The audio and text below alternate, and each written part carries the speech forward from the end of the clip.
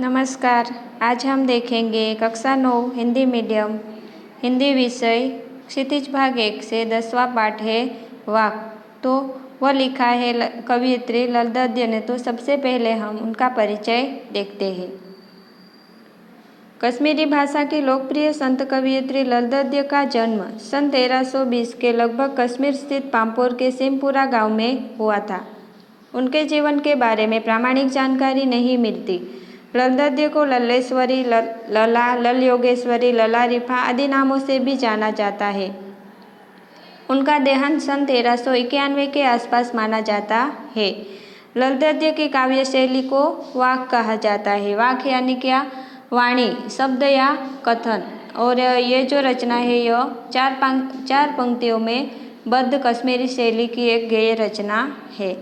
जिस तरह हिंदी में कबीर के दोहे, मीरा के पद, तुलसी की चौपाई और रसखान के सवैये प्रसिद्ध है, उसी तरह ललदद्य के वाक प्रसिद्ध है। अपने वाकों के जरिए उन्होंने जाति और धर्म की संकीर्णताओं से ऊपर उठकर भक्ति के ऐसे रास्ते पर चलने पर जोर दिया है जिसका जुड़ाव जीवन से हो। उन्होंने धार्मिक आडंबरों का विरोध किया और प्रेम को सबसे बड़ा मूल्य बताया है।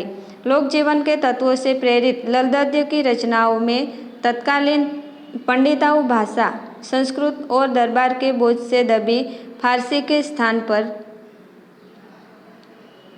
जनता की सरल भाषा का प्रयोग हुआ है। यही कारण है कि ललदद्य की रचनाएं सैकड़ों सालों से कश्मीरी जनता की स्मृतियों और वाणी में आज भी जीवित है। वे आधुनिक कश्मीरी भाषा का प्रमुख स्तंभ मानी जाती है।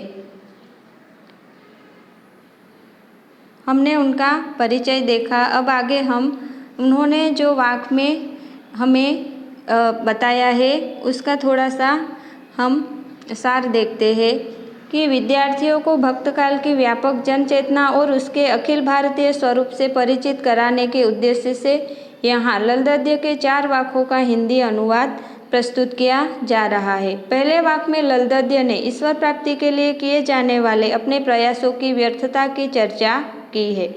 तो दूसरे में बाह्य आडंबरों का विरोध करते हुए यह कहा गया है कि अंतःकरण से संभावी होने पर ही मनुष्य की चेतना व्यापक हो सकती है। दूसरे शब्दों में इस मायाजाल में कम से कम लिप्त होना चाहिए। तीसरे वाक में कवयित्री के आत्मलोचन की अभिव्यक्ति है। वे अनुभव करती है कि भवसागर से पार जाने के लिए सत्कर्म ही सहायक होते हैं। भेदभाव का विरोध और ईश्वर की सर्वव्यापकता का बोध चौथे वाक में है। ललदद्य ने आत्मज्ञान को ही सच्चा ज्ञान माना है। प्रस्तुत वाकों का अनुवाद मीराकांत ने किया है। तो यहाँ पर आगे हम जो 4 वाक दिए हैं उसका अभ्यास करेंगे। सबसे पहला जो वाक है कि रस्सी कच्चे धागे की खींच रही मैं नाव, जाने कब सुन मेरी पुकार, करे देव भवसागर पाव। यहाँ पर इसमें कवयित्री क्या कहती है कि मैं शरीर रूपी नाव को सांसों के कच्चे धागे से बनी रस्सियों के सहारे खींच रही हूँ। न मालूम कब ईश्वर मेरी पुकार सुनेंगे और मुझे संसार रूपी सागर के पार उतारेंगे। पानी टपके कच्चे सकोरे, व्यर्थ प्रयास हो रहे मेरे, जी में उठती रह हुक, घर जाने की चाह है घेरे। आगे कवयित्री कहती है कि ये जो शरीर है वह कच्ची मिट्टी से बना हुआ पात्र है, वैसा ही है जिसमें से पानी क्या होता है कि कच्ची मिट्टी से बना जो पात्र है उसमें अगर पानी भर दिया जाए तो वो क्या करता है, उसमें से पानी टपकता रहता है। तो इसी तरह पानी टपक कर कम होता जा रहा है। अर्थात कि जिस तरह से बर्तन में से पानी टपकते टपकते कम होता जा रहा है, उसी तरह क्या हो रहा है, यह जो समय है वो भी व्यतीत हो रहा है और प्रभु को पाने के मेरे प्रयास व्यर्थ सिद्ध हो रहे हैं। मेरी आत्मा परमात्मा से मिलने के लिए व्याकुल हो रही है और बार बार की असफलता के कारण कवयित्री का जो मन है वह क्या हो रहा है, तड़प रहा है। इस तरह यहाँ पर पहले वाक्य में कवयित्री ने क्या बताया है कि उन्होंने ईश्वर प्राप्ति के लिए किए गए जो प्रयत्न है, तो वो जो प्रयत्न है वह व्यर्थ हो गए हैं, ऐसा कवयित्री यहाँ पर कह रही है। अब दूसरा वाक्य देखते हैं। खा खा कर कुछ पाएगा नहीं, न खाकर बनेगा अहंकारी। सम खा तभी होगा समभावी, खुलेगी साकल बंद द्वार की। कि आगे कवयित्री कहती है कि हे मनुष्य, तू बाह्य आडंबरों से क्या कर कि बाहर निकल और सांसारिक भोग विलासिता में लिप्त रहने से कुछ भी प्राप्त नहीं होने वाला है, और न ही त्याग तपस्या का जीवन अपने से ही प्रभु की प्राप्ति होगी, क्योंकि इससे तो तू अहंकारी बन जाएगा। यदि परमात्मा को पाना है तो भोग त्याग सुख दुख में मध्य का मार्ग अपनाकर समभावी बनना होगा, तब प्रभु प्राप्ति का द्वार खुलेगा और प्रभु से तुम्हारा मिलन होगा। कि यहाँ पर कवयित्री कहती है कि मनुष्य तू जो है वह बाह्य आडंबर है उनसे बाहर निकल, और जो सांसारिक जो सुख विलासिता है भोग विलासिता है उनसे तुझे कुछ प्राप्त होने वाला नहीं है, और ना ही तू त्याग तपस्या से कुछ हासिल कर पाएगा। अगर तू सच्चे मन से प्रभु को क्या करेगा, याद करेगा, तभी ये जो तेरे सांसारिक सुख है वो उनकी जो साकल है, उनकी साकल में जो तू बंधा है वह खुलेगी, और सबके साथ क्या करेगा, तू अच्छे से पूरे मन भाव से रहेगा, तभी ये जो तेरे बंधन है वो खुलेंगे और तभी तेरा मिलन प्रभु से होगा। ऐसा तीसरे वाक्य में यहाँ पर कवयित्री ने कहा है। आई सीधी राह से गई न सीधी राह, सुषुम सेतु पर खड़ी थी बीत गया दिन आह। जेब टटोली कोड़ी न पाई, माझी को दूँ क्या उतराई। कि आगे तीसरे वाक्य में कवयित्री क्या कहती है कि आई सीधी राह से गई न सीधी राह। कि कवयित्री ईश्वर को पाने के लिए संसार में वह सीधे रास्ते से आई थी, लेकिन संसार में आकर वो उन्हें क्या हुआ कि वह मोह माया के आदि के चक्कर में पड़ गई और जो सीधा रास्ता था वह भूल गई। वह जीवन भर योग साधना सुषुम्ना नाड़ी की जीवन भर क्या कि योग साधना सुषुम्ना नाड़ी के सहारे वह क्या करती रही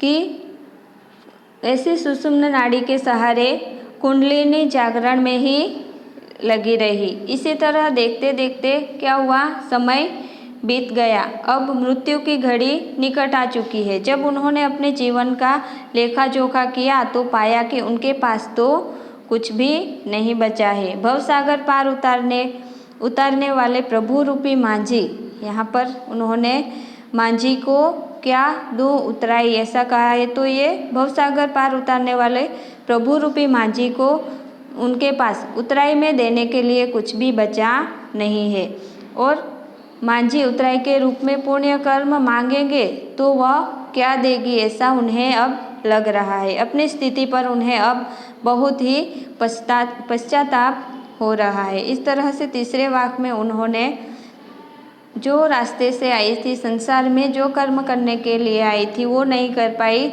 दूसरे रास्ते में भटक गई, और जब उन्हें प्रभु के पास जाने का समय आया है तब उन्हें अब ये एहसास हो रहा है कि अगर प्रभु उनके पास अच्छे कर्मों का हिसाब मांगेंगे तो वह क्या देगी, उन्हें देने के लिए उनके पास कुछ भी नहीं बचा है, ऐसा कवयित्री कहती है।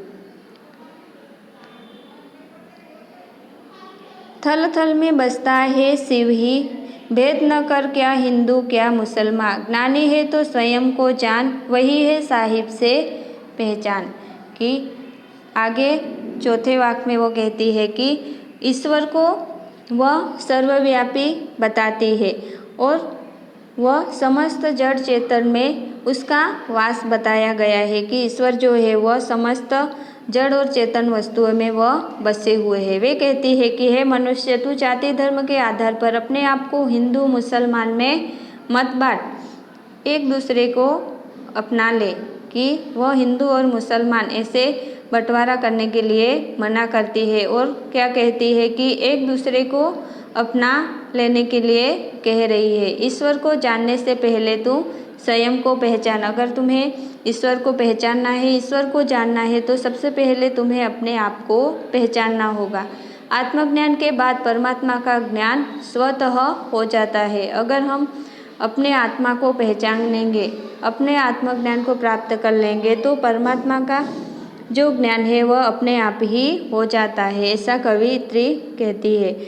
आत्मा में ही परमात्मा का निवास है, इसलिए आत्मज्ञान ही ईश्वर, इसीलिए आत्मज्ञान को जानना ही ईश्वर को जानने के बराबर है। इस तरह से कवियत्री ने यहाँ पर ईश्वर को प्राप्त करने का आत्मज्ञान अपने आप में ही है, ऐसा उन्होंने बताया है। तो यहाँ पर जो ये काव्य है वाक वो पूरा होता है। आप लोगों को इसका अभ्यास करना है, शब्द के अर्थ भी लिखने हैं और यहाँ पर दिए गए उनके प्रश्नों के उत्तर भी आप लोगों को लिखने हैं।